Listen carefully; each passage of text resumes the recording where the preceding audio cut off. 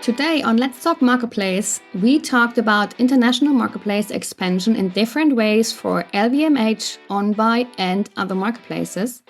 With our sponsor Channelengine, we focused on internationalization and profitability in the marketplace business. And Dexter van Hofwegen explained to me how they can help with their tools to integrate with over 950 marketplaces worldwide. Have fun listening! Let's Talk Marketplace. The Marketplace podcast with Ingrid Lommer and Valerie Dichtel. Hello, my dear Marketplace people. It's episode 65 already of Let's Talk Marketplace, and today I'm your single host. My dearest podcast sis, or let's say wife in the future, is Ingrid is on her well-earned holiday, ruining her back camping somewhere in northern Italy in a tent with her family. So meanwhile, I'm holding the fort here alone. Last week, we have visited a Business Creator Summit in Frankfurt to learn more about our LinkedIn presence, podcasting, and newsletters. Well, what should I say? We came to the assumption that we were in many ways already on a pretty good way, and our numbers are also pretty impressive. I think Ingrid and me, we will talk about this in some of the next episodes together. So if you haven't registered yet to our great Marketplace Universe weekly newsletter, where you get the latest marketplace news, which we are talking about today as well, about debates, bonuses, and job ads, you should definitely now subscribe here on www.marketplace-universe.com/newsletter. But not to worry, you don't have to listen to me prattling on all alone for the next 45 minutes. I'll have a great guest with me who will fill in for Ingrid and join me in a chat about one of the biggest topics in the marketplace business this year. It's internationalization. And we won't just talk about internationalization, we will talk about profitable internationalization. So welcome, Dex van Hofwegen, Director Sales EMEA at our sponsoring partner, Channelengine. Hi, Dex. Thank you. Hello. Pleasure to be here. Yeah, it's great to have you here, Dex. It would be quite lonely behind the mic, just on my own. I would say I know Channelengine longer than I know Ingrid, actually. And we both met also some years ago as you were a partner manager, I think, at Channelengine, right? So I was actually working both in the sales and partnership team with Channelengine, but for somewhat 5 years right now already. So it has been a while indeed. Yeah, definitely. So but for those listeners who don't know you or Channelengine yet, some introductions are in order, I think. So 3 sentences about you, Dex. Who are you? Yeah, so I'm Dex van Hofwegen. I live in Leiden in the Netherlands, where Channelengine is also from. Like I said, I've been with Channelengine for the last 5 years. Really enjoy it, of course, as a director of sales now for the Europe and the Middle Eastern region both. Great. And Dex, how did you learn about the marketplace business? Yeah, of course, it was a fairly long time ago that I actually learned about the marketplace business, but I've been working with Criteo for a couple of years, which is, I think, known by a lot of you as a retail media platform. And they were really deep dives into how, retail media on the marketplaces worked. So I think that's, I don't know, it is 8 years ago maybe that I started there, which really, opened my eyes to the entire business. Wow. Yeah, that looks... Yeah, and that sounds already like it, because I would say we have like a similar length of experience in our business. And what are you best in the marketplace business, Dex, you as a person? So where's your USP in the marketplace business? Where's Dex USP? Yeah, I think it's great. So, I mean, especially of course, in the last period, I've helped a lot of brands actually making moves towards new marketplaces in new regions. So we've been talking a lot about, how do we make sure that we get, a Dutch brand or a German brand to actually move across Europe, or to start in the UK, of course, which is not always easy. We've done the same with marketplaces in the Middle East or Northern America, for instance. So it's really about that aspect, right? So we're looking at, where are consumers shopping and how do we actually want to reach them? So I've been working a lot with brands on finding it out. Yeah, definitely. And you also have like a great diverse team also across different countries, right? Yeah, yeah. I think within my team alone, we have around 9 or 10 different nationalities, which is great. So and we do hear the different languages, here and there, but of course are also dispersed across the different offices that we have. For instance, in Dubai or starting in Berlin. So these kind of things, we also see that it's different people, different offices. Yeah, great. I met your team in February, I think, in Leiden, and yeah, I really Yeah. enjoyed it. Yeah, you're quite a fun group as well. So, Thank you. but and now some more questions about Channelengine. What does Channelengine do? Yeah, so we're marketplace integrator, right? So we help brands connect to marketplaces. We actually have around 950 marketplaces currently all across the world, which I think It's is fairly insane. impressive. Yeah. Doesn't mean that all brands sell on 950 marketplaces simultaneously. Definitely not. But of course, we do have all these different marketplaces, so everyone can actually find and the right marketplace for their taste. Yeah, with that, we give a lot of control to brands to actually sell there. So we help with building the right pricing strategy, the content syndication, creating virtual bundles, everything that comes with it, from the order sync to the return sync, cancellation, etc. Yeah, and that's quite impressive because how long is Channelengine on the market right now? Yeah, it's always a difficult question. I think we started 10 or 11 years ago with Channelengine as a name, but there was a lot of development in the beginning, and commercially we've been active since 2015, so a bit shorter than that. Hmm. I But think I must say, yeah, yeah. maybe it's good to still mention. I must say that, of course, with the experience of Jort, who's our CEO, current CEO, but also the founder. Uh, yeah, he's been doing the marketplace business for 20 plus years. So also working with his own shops, with his own brands, with all these different marketplaces. That really is where there's already these ideas and this experience actually started. Yeah, that's great. And yeah, I remember when you started like as a startup from the Netherlands, and yeah, just seeing like in this, I would say like in the past 5 years, how big you grew and like how much you expanded. That's really crazy. Which customers do you already serve? Yeah, so quite a few, if I may say so. Yeah, but there's a couple that we are very proud of. So we've been working a lot with the Philips domestic appliances team, which is currently called Verzuni. And these are the air fryers, vacuum cleaners, like these kind of products. Hmm. But also we've been doing a lot of business in the last few years, actually, with the different Bosch departments. So with power tools, with the Hausgeräte as well. So there's a large piece of the business that we do there. And of course, we've been doing quite some business in the fashion vertical as well, which is Yeah. an interesting one with the separate challenges. So with Oceans Apart, but also I think one of the first brands I started working with was Hunkemuller here from the Netherlands. So Mm, we've been doing a lot of business there. Yeah. great. Great. Yeah, I still love to talk about fashion. I know it's like. So, but why do we talk about internationalization with Channelengine specifically today? Thanks. Yeah, mostly where we would want to look at in general is how do we make sure that brands can actually operate, borderless, as we like to say, right? So we Hmm. always have the possibility to move towards different countries, the different regions, yeah, and actually being able to look at where brands could actually sell their products, show their products best. So this is a large piece, I think, that that we would want to discuss for today. Definitely. So, as you can see, internationalization is a big part of the DNA of both Dex and Channelengine, which makes you a great partner to talk about this topic. But Dex, beforehand, you told us that you wanted to focus specifically on profitable international expansion. So many difficult words today. Why did you feel the need to stress this particular focus?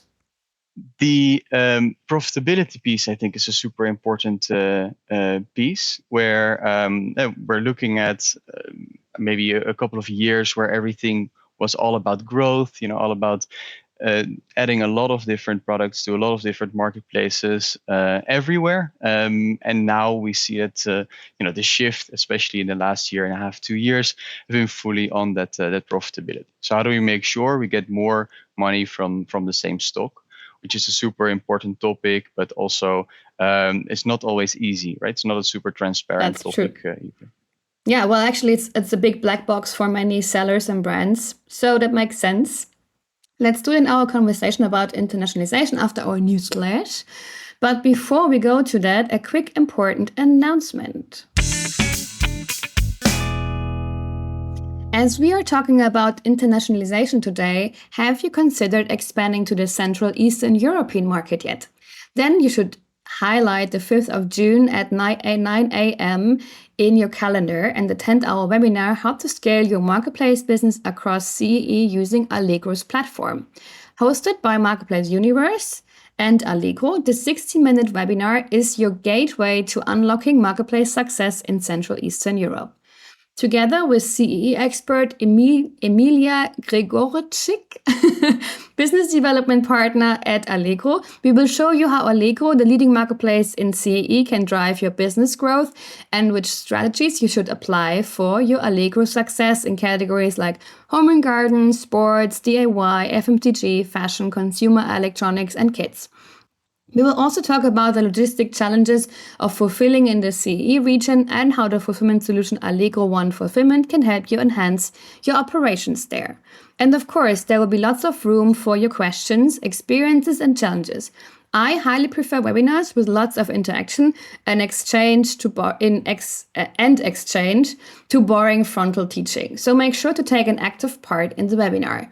So if you are ready to scale your marketplace business across CE and sell successfully on Allegro, then join us for our free webinar on Wednesday, June 5th, 2024 at 9 a.m. And you can find the registration link in the show notes to this episode or on LinkedIn. Just make sure that you have your tax ID ready when signing up to ensure personalized support and follow up. Looking forward to seeing you there and answering all your burning questions on the CE market. And by the way, Channelengine can also integrate you on Allegro. So, right, that was our quick webinar shout out. I would be happy to welcome you all live on June 5th because I will be there too. Now back to the episode, and next up is our newsflash. So let's see which news Ingrid found for us before leaving for her holiday. Newsflash. So, something right up my alley for starters. The French luxury brand conglomerate LVMH is like, for example, Louis Vuitton, Dior, Moet will extend its partnership with Alibaba and start using Alibaba's technology, Alibaba Cloud, to help improve supply chain processes and customer insights.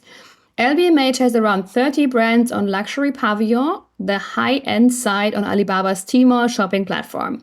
Curious that a brand which notoriously shuns every other marketplace is such good friends with Alibaba. But the huge Chinese market calls, I guess. So Dex, do you have any insights into this unlikely partnership? And also, how does it relate to the LVMH Group's own marketplace, 24s.com in Europe, which you can also connect to? Yeah, it's a very good question. I think that notoriously the LVMH Group, of course, sees that a large part of their business is actually from Chinese sellers and then from Southeast Asia. So it also helps them, I think, to get more of that connection towards the different brands there. But generally, which is maybe not the nicest thing to say, but generally we see that if we talk to luxury brands, I've been speaking with a couple of the LVMH brands also on selling on marketplaces and how that works for them. There's just not so many marketplaces that they would want to be affiliated with, which is, of course, a very important topic here. A large part of that means, how do we get that kind of luxury feel for some of these marketplaces where I think Alibaba is trying to also gain a bit of a share in there locally. But simultaneously, that's also, of course, what a 24S and previously, of course, Farfetch, who knows how that will lead, would also be focused on. So there's just a large part of that brand adjacency, right, where we'd see that some brands would really not want to be affiliated with general marketplaces, or also the other way around. There's just some brands who really want that market entry and use a platform like 24S to actually get adjacent with those different brands that are already on there. So it's a super relevant topic, I think, for the marketplace business. Yeah, I think so too, because if I think about like how Tmall and Alibaba are offering their luxury pavilion, and how like what brand world they offer to really luxury brands, that's really incredible. And I also see that, as you said, like there are not so many marketplaces where really luxury brands would like to sell their products, because they see like, okay, this is the right brand environment for us. And yeah, Alibaba is definitely the one in China who's really doing that pretty well. Yeah. Next one. The British marketplace OnBuy is starting its internationalization this summer with platforms in 10 new countries, expanding to 30 countries totally by the end of 2025. It also wants to broaden its supply base and include new sellers from Europe, the US, and China. Thanks. Do you have any insights on this? OnBuy is one of the marketplaces that can be targeted via Channelengine after all. Do you have an idea in which countries OnBuy will start first? I wouldn't necessarily know where they would want to start first, but I do think that there's a lot of sourcing, for instance, from these North American brands, towards the UK, towards Europe, that might trigger them to actually make a move like this. Mm-hmm. A large piece of the positioning, I would say, from OnBuy, especially in the last year, has been on how can we be the most merchant friendly platform, right? So it's not only about the shopping experience, but also how do we get the brands that are on the platform happy, and how do we make sure we keep them happy as well. So I could imagine that a part of the strategy is because of that reason.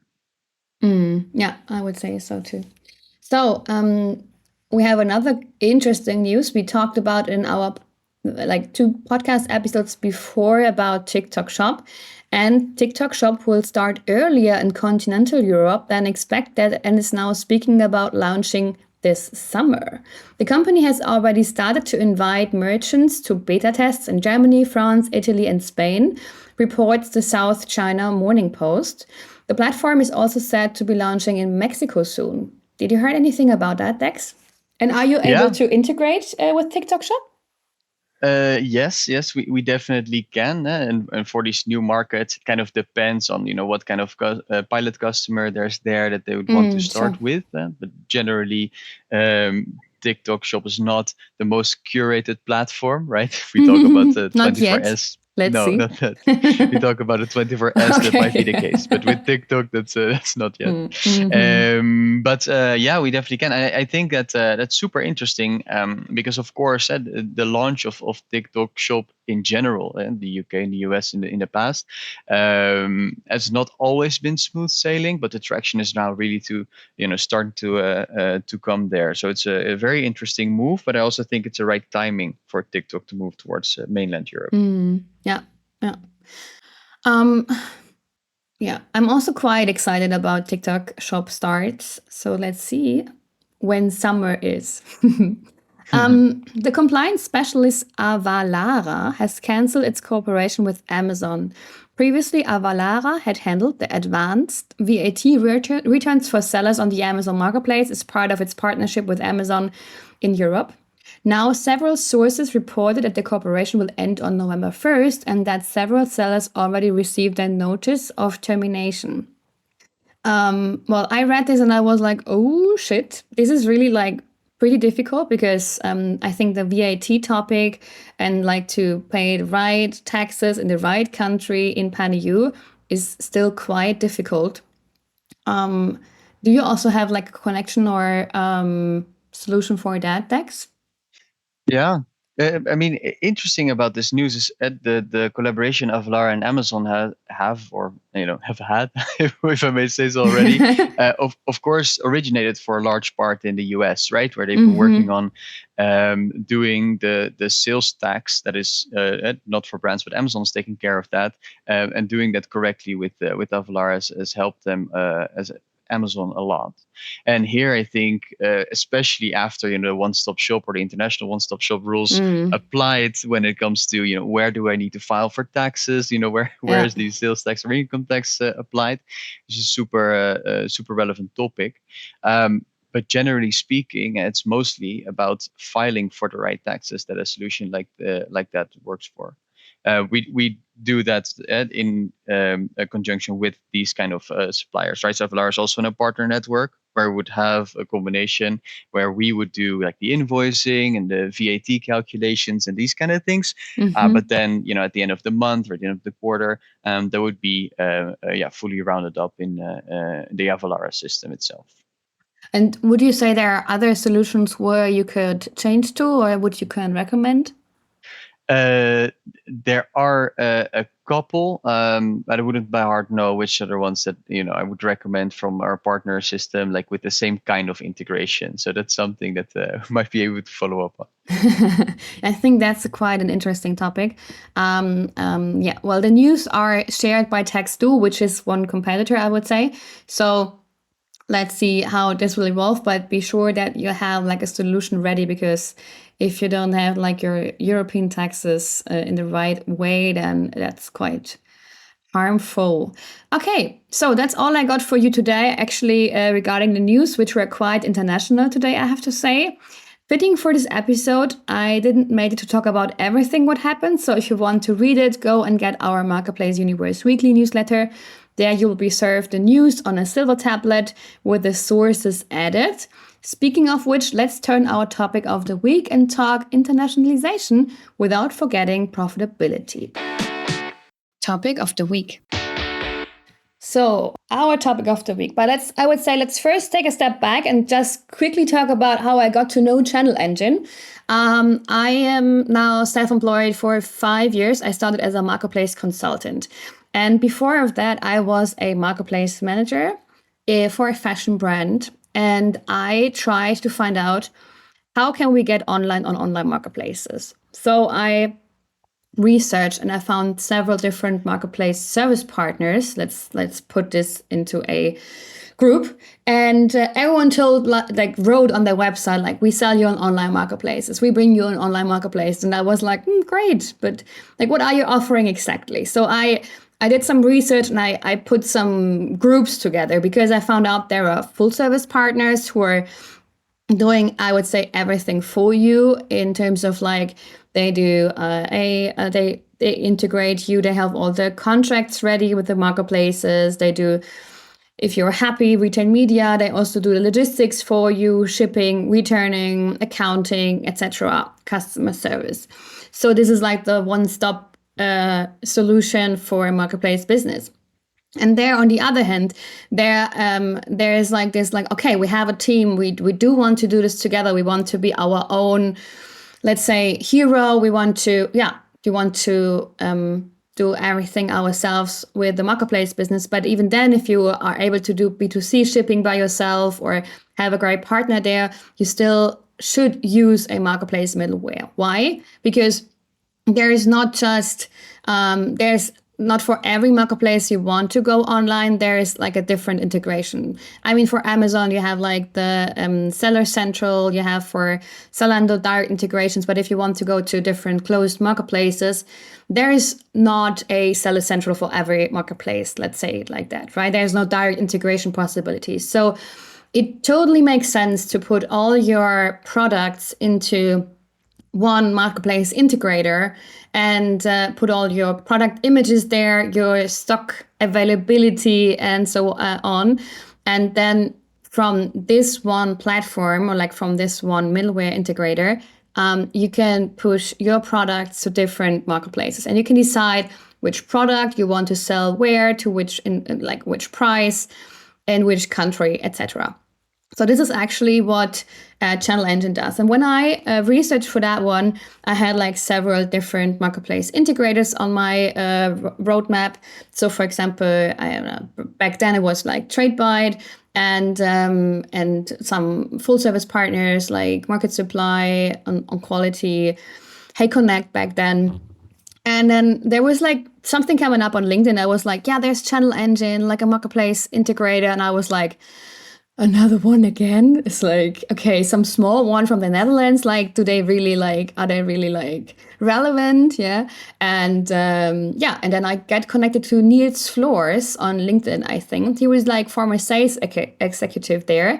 And he taught me about Channelengine and what kind of like great integrations and also automation tools you already had back then. And that's how we became partners when I was having my marketplace consultancy. So yeah, I would say in the meanwhile, they changed a lot. Channelengine has now over 950 integrations globally to marketplaces. I mean, back then it was like mainly Europe and yeah, you are in so many different markets already, and there's a lot more to come. What would you add to my great intro, Dex? Uh, Not so much. I love the introduction. Maybe there's one thing I think that's helping us a lot in doing this. So we've not just built the marketplaces globally, but we've also built the teams globally to support that, right? So we have teams in North America, for instance, but also in Southeast Asia and the Middle East. That because we have the boots on the ground. Yeah, they know what's happening in the marketplace landscape there. So I think that's a super interesting piece here. Yeah, and I think that's quite interesting. If I think about like, okay, hey, where are you now? What I really like from your, I would say like cost perspective, as I am a brand, right? If I want to sell on, let's say, 20 different marketplaces and countries in Europe, I just have to pay like one fee for the whole region, yeah, like let's say Europe, for example, instead of paying by each marketplace and country monthly. And of course, there's another turnover fee, let's say. But yeah, this is what I really like because compared to other integrators, you have to pay like for one marketplace in one country, like X amount of euro per month. And this like makes it a huge cost base monthly. And this is what I really enjoy with you. But now, coming to our main topic, we want to talk about today, which means we're tackling the two biggest buzzwords in the marketplace business of this year in one episode: internationalization and profitability. Ingrid and I have been talking a lot about expanding your marketplace business across border here on Let's Talk Marketplace already. We had dedicated country episodes on France, Switzerland, Poland, US, Sweden, and even in the UAE. And we plan to do more of those in the future. We see a huge increase in interest on these cross-border topics, but we will also still know a lot of brands and retailers who still keep to their national border. Dex, what advice would you give those companies that may be considering international expansion but haven't yet made the leap? What are the first steps they should take? Yeah, yeah, I think it's a great question. But when we talk about the internationalization and also with like the number of marketplaces, right? Like I said, this is not something that you can be present on all of them at the same time, right? So this all revolves around consumer-centric distribution, in my opinion. I think that our ideology is all about bringing products to where your customers are shopping, and you can only do that if you have done the right research and if you're really looking at what the places are that you want to expand, or for instance where you'd want to expand assortment. And I see this as as the real first step, right? There's some brands just say, yeah, I want to move cross border, and then it doesn't actually sit well with their target audience or something like this. So doing research and then looking at, I don't know, gray spot or white spot analyses, right? On which marketplaces there are competitive offers, or people are looking for my products, but we actually do not offer them yet. Looking at sales search volumes, for instance, could help a lot. And as internal research, of course, could also just be talking to the different departments, right? So we're asking around to, I don't know, the wholesale team or the vendor team. Are there pieces that Amazon is currently not purchasing, in that 1P model that we can then do 3P? Or do you see demand for different products, but have you found it difficult to make it profitable because you cannot control, the prices that these items are being sold for? Then we see that this first kind of piece is very important to also determine what that strategy should look like internationally.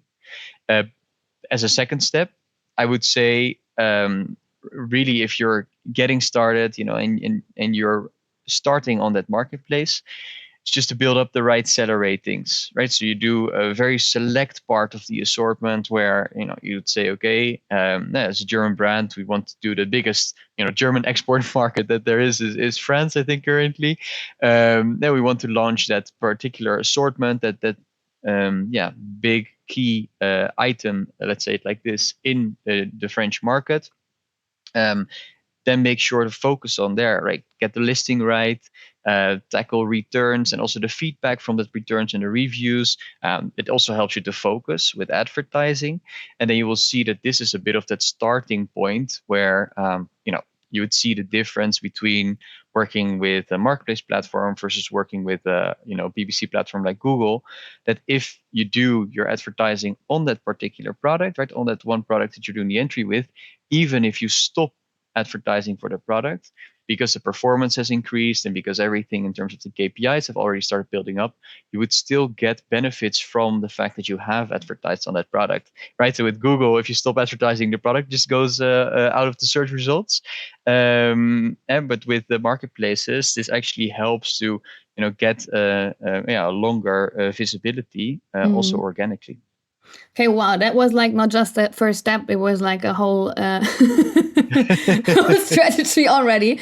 Okay, let's maybe take a step back. If I'm a brand, right? If I want to expand internationally, I always take into account 10 different resources, and you mentioned already some of them. For example, I would say if you want to expand, you first need to get to know is your team ready? Do you have a team know-how for this country, and do you have the capacity? Also, next step is does your category and assortment fit to the marketplace target group who you want to approach, and your brand strategy and goal, is this also suiting to the marketplaces who you want to go?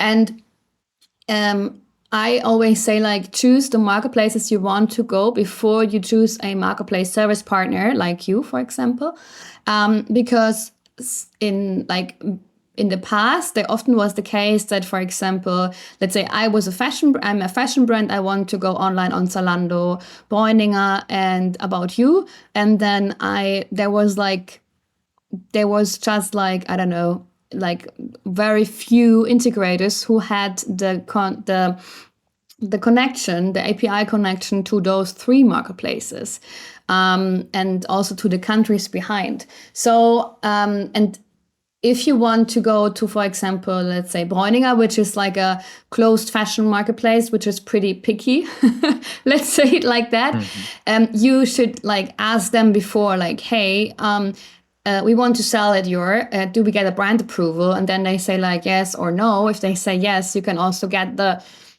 commission you pay to the marketplace business. So, which leads us directly to logistics also. Do they offer logistic possibilities? If yes, great, you can use it. If not, you need to have a B2C fulfillment solution also in place. And then you can calculate your business case. And the business case, I would say here we are also coming to our topic of today, is very different if it comes to even within one marketplace, let's say Amazon. The business case from Amazon is different in Germany compared to France or the Netherlands or Spain. And why is this the case, Dex? it's a bit of a broad topic. So and like you said, I No. think I think Super it's right. simple. Yeah, the difference in business case is of course dependent on what kind of shoppers are there, but also on the strategy that you do want to have there as a brand.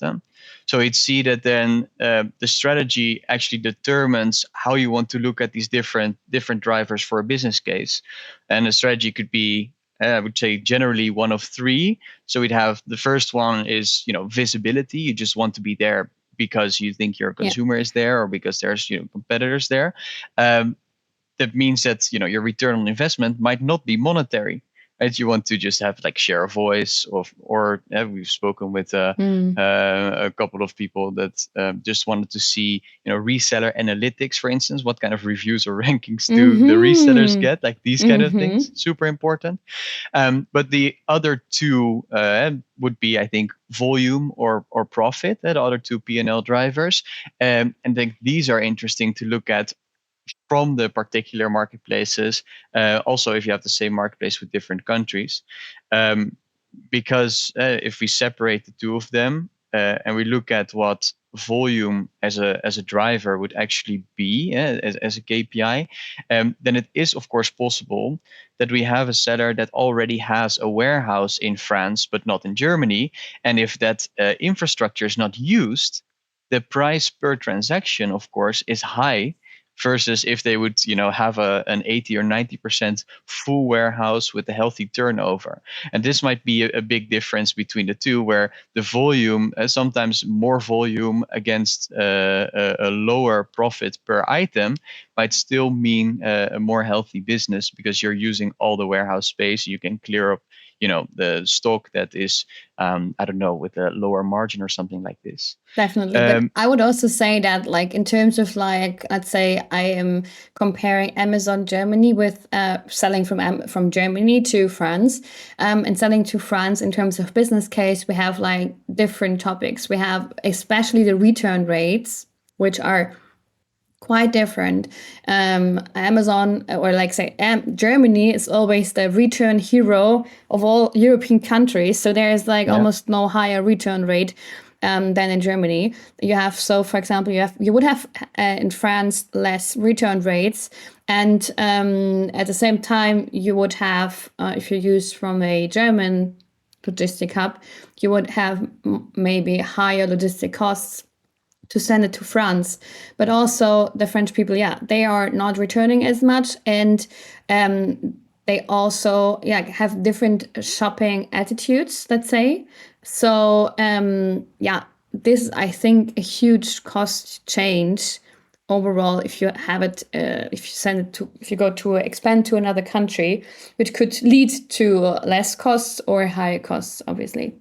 Yeah, a very interesting piece, I think, is that I was at Shopping Today event last year here in the Netherlands, where we had a talk from the COO of Weekamp, which is Frans Valise. And they started to charge like a symbolic 50 cents per return for everyone who wants to return items, right? So there's a bit of a thing revolving around that.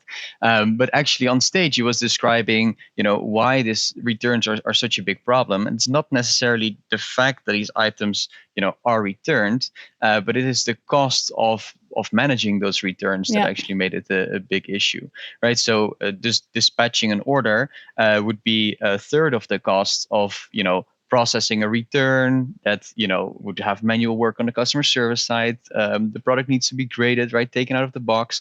It needs to be relisted online. So there's just a lot of like these kind of acts would make it a big impact on the P&L. Definitely.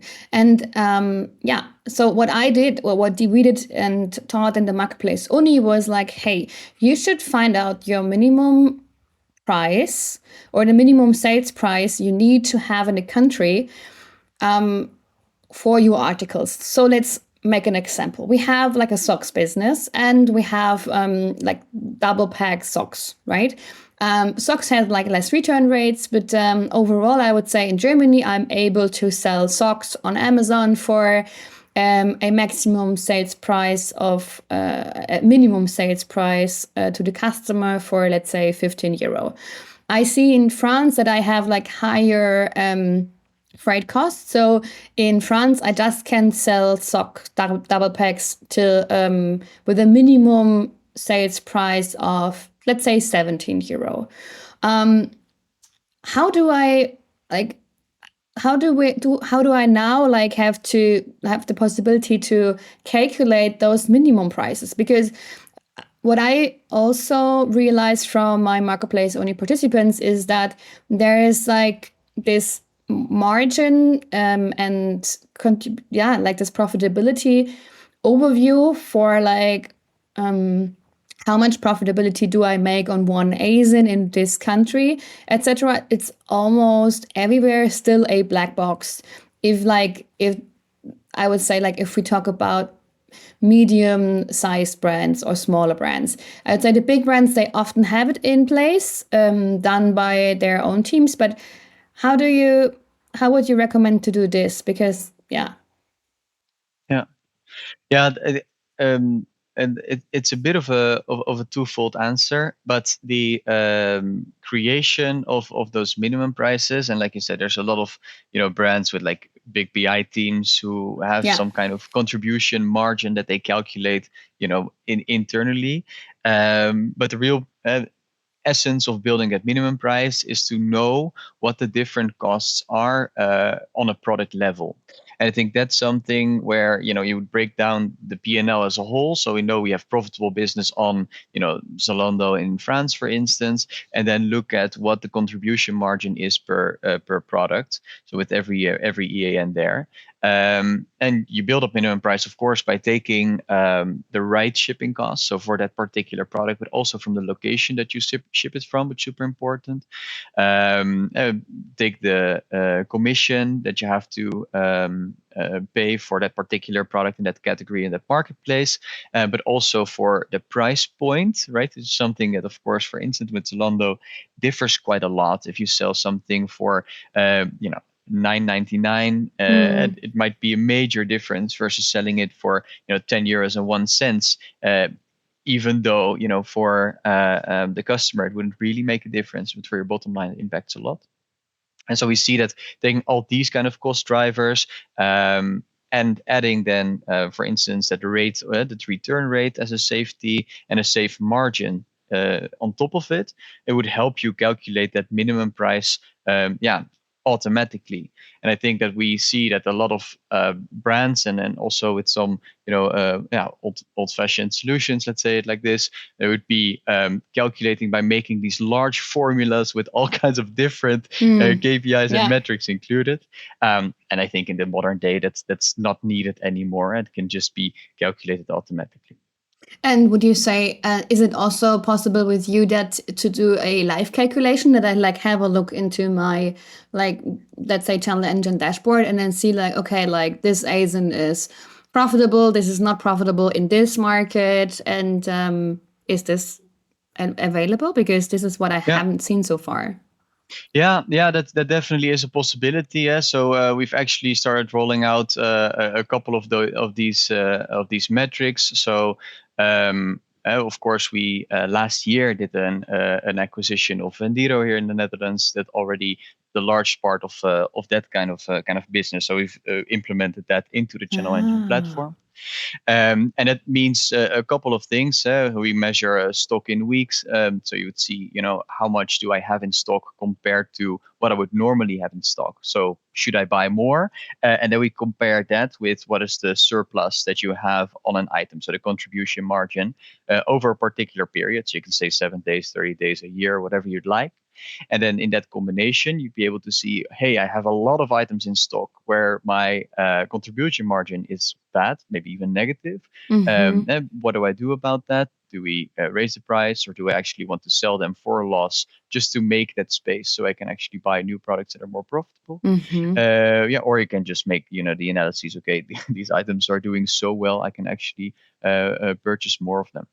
Yeah, great. And can I also overview different logistic hubs? So, for example, if I have like my stock at FBA at Amazon, and then at Zalando, their fulfillment and my own fulfillment, can I also have a mixed overview of that? Yeah, so and it's a possibility. It depends a little bit, of course, on how everything is set up. So we see some brands are working with different SKUs for the stock locations. It makes a side-by-side comparison a little bit different, of course. But dynamically building that minimum price, it's also done with taking these fees into consideration. So the shipment fees from your own Oh, warehouse or a great. 3PL or from fulfillment by Amazon or Zalando fulfillment. Right. So I would say like profitability is not a end of month black box anymore. Yeah, it's really like that. I know, like I still heard from brands. They were like, you know what? I know I need to restock every week and have to have a look on like our FBA stocks and Zalando stocks and so on. But I don't have the time to connect all the different tables and like what we have in stock and what we sold and what we will sell and I just do it like by my feeling, like to restock. Yeah. And I was like, whoosh, wow. And then I calculated just like what they had like for a loss in 1 month because they were not in stock on one marketplace in one country, and it was like already a turnover loss of like like 5 figures. And I was like, wow, you should think about like doing restocking by your feeling, by your gut feeling. I know, I'm always like trusting my gut feeling, but maybe not in terms of like restock numbers. I would rather like see like, oh, there's a great dashboard. I can have a look in like what's profitable or not, because then I can make the right decisions, right? So, yeah, well, talking about like, yeah, like seeing all the margins, you can like really handle all your marketplaces with like, you can see where is your margin good, where is your margin not good. How would you react on if your product is like not profitable in one marketplace? What would you Yeah. do? Yeah. Yeah. A large part of the profitability of a product, of course, is determined by what the commission is you have to pay. And when we talk about marketplace business, right? Not as a Yeah. business as a whole, but the marketplace business, the commission that you have to pay, and then the logistics cost, of course, of that product. The return rate also taken into consideration, but we mostly see that it's difficult for brands to keep a healthy average order value. Where and you mentioned the example of socks, but we also see this already with like t-shirts or shorts. Whenever there's like a 25 30 euro below average order value, brands actually start looking at what the different products are that are not profitable, and they actually have two options, right? They remove it from a marketplace, so they just don't sell unprofitable items, which could be a healthy option depending on your strategy, or they would look at the ways to raise actually average order values. And what we've done, which is actually quite nice with Petrol Industries, the jeans brand, we've been looking at a combination of what Zalando is recommending as bundle packages, what they could actually bundle, so the brand Petrol, and how we could put that in our virtual bundling tool. So we had a combination of the input of the marketplace, where they say, okay, we think this is going well, but also the input of the brand that help just creating that AI powered kind of bundle, increasing that average order value. Of course, the shipping cost would be roughly the same, right? We put all items into the same box, but so the that average would sales be price is higher, so it's automatically more profitable, huh? yes, and generally this is also something that you can price, very strategically when it comes to the different brackets, right, that you would have with the commission of Zalando. And I have to be honest, I'm a huge fan of bundles because I'm from the mostly underwear industry, right? Like you can imagine like socks, underwear. There's like perfect products, or also kids fashion for bundles. And I realized that's often a struggle to really create those bundles for the brands. How do you do the virtual bundles? Because when I think about bundles, I need a new product, right? In like a new ARN code, I need new product images. How do you do this? And I also need it packed together and to ship together. So how do you do this? Yeah, that's actually very interesting, right? So moving with bundles when you use fulfillment by Amazon or Zalando fulfillment would actually mean that you would need to have these bundles already packed together, and then you ship it to the warehouse of the marketplace, and then they would know, okay, this is always one package. Yeah. But moving with bundles from your own warehouse doesn't necessarily have to be that way. So what we've done, and we see this applied a lot, is we've created a virtual bundle function where the bundles would then be created inside the Channelengine platform. Like I said, it's AI powered, but we generate the images for it with like the quirky backgrounds. The titles and descriptions are, combined from the different products in the bundle. And then with that new AAN, that's published as one bundle towards Zalando or Amazon or whatever marketplace. But being published there as a bundle doesn't mean that it's already packed in the warehouse as a bundle. Then when you have something that is sold as a bundle, we then actually split that again into the different order lines. So all the different systems, like the ERP system or the product information management or the warehouse itself, they don't actually need to know that EAN code for the bundle or that the products should be sold there on the marketplace like this. We just put next to the order line, this is a bundle and can be in the same package for this customer. So that's, I think, a very relevant piece because you keep the flexibility, even though you still have the option to increase that average sales price. Yeah, well, that's great. And if I see, for example, I can test out a lot of like bundles. And if I see like, oh, well, this bundle is running like hell, I still can make a real bundle out of it, let's say it like that. Yeah. And which is also interesting because I could also think about hybrid selling, right? Like I could also think about like, okay, I will push like the non-virtual bundles to my Amazon 1P vendor business. And I try the virtual bundles out with the seller business with 3P. And I think we can handle the 1P and 3P also with Channelengine, right? Yeah. How does that work?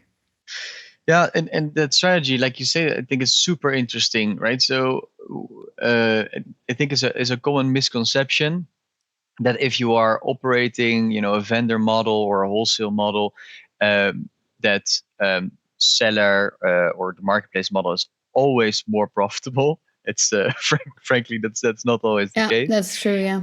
But we do indeed see that it helps a lot to make that strategy in a hybrid setting where you have a single overview that allows you to push content in a way that you would like to have it shown, take some control over what the different types of assortment are, but also just get a bit more collaboration in between, what the vendor and the seller teams are doing. Where we see, for instance, that a marketplace-only assortment could be created with these virtual bundles next to the assortment that's already sent, or purchased by Amazon. So that combination is super nice, and that you can do it in a single overview, of course, is a big plus. Well, nice. Yeah, I would have loved to have this when I was selling on Amazon as a vendor and a seller. Well, thank you so much, Dex. That was our deep dive into profitable internationalization. And if you liked listening to us today, you could make us very happy by following us and rating our podcast on Spotify, Apple Podcasts, or wherever you're listening to us. And of course, by tuning in again next time. Next week, I will have Ingrid back at my side and we will talk in German with our guest Florian Vette from Movesell about the huge retail media trend on marketplaces. And in 2 weeks' time, Ingrid and I will talk about one of the biggest problems for scaling your business, the pressing shortage of skilled personnel in our marketplace industry. We also might have our very own twist on a solution for you here. So stay tuned. You listen to Let's Talk Marketplace, The Marketplace podcast with Ingrid Lommer and Valerie Dichtel.